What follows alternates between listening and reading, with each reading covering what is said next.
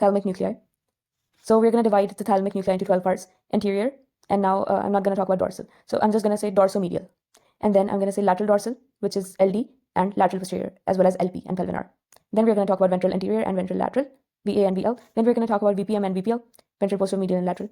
And then I'm going to talk about something that starts with MR and I, so midline reticular and intralaminar. And then I'm going to talk about the two geniculate bodies that we like, which are the medial geniculate body and the lateral geniculate body. So first of all, when we talk about the anterior thalamic nuclei, for the afferents, we're going to have CMH. So in the CMH, we have an emergency room, right? So C is for the cingulate gyrus and M is for the mammillothalamic tract. H is for the hypothalamus. And for the efferent neuronal loop, you're just going to remember CH. So cingulate gyrus and hypothalamus. And what is the function of this? So the function is going to be ER, emergency room. Okay, so emotional tone and recent memory. Now let's talk about the dorsomedial nucleus. The afferents are going to be H and P, which are hypothalamus and the prefrontal cortex. Efferents are going to be the same. It's concerned with the integration of the S, O, and B. So you can remember it with Soviet Union, SOV. Somatic, olfactory, and visual information are going to be integrated. And it is also going to be related to the E and S, which are emotional feelings and subjective states.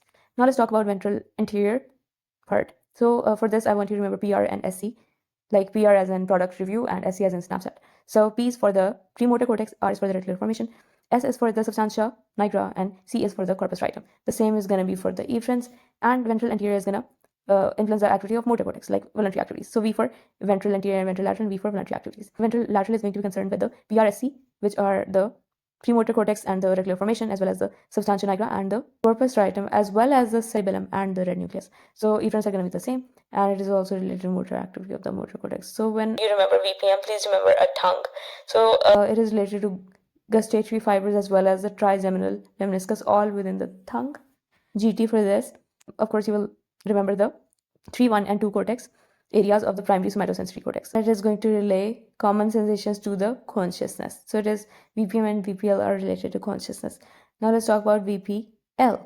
So for VPL, please remember MS, as in the degree MS.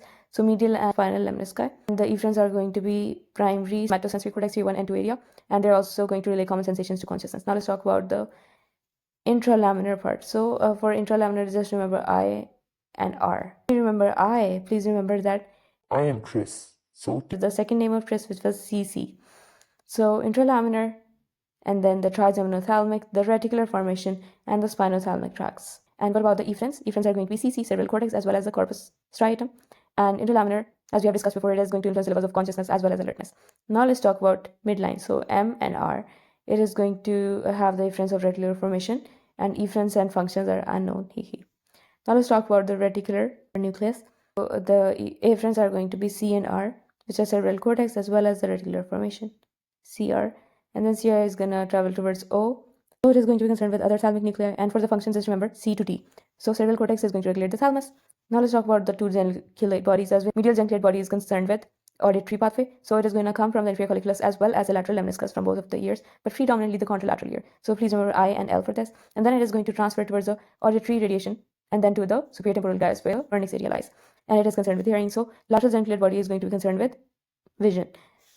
It is going to be concerned with visual information from opposite field of vision. It is going to come from optic tract and going to travel through the optic radiation to the visual cortex of occipital lobe.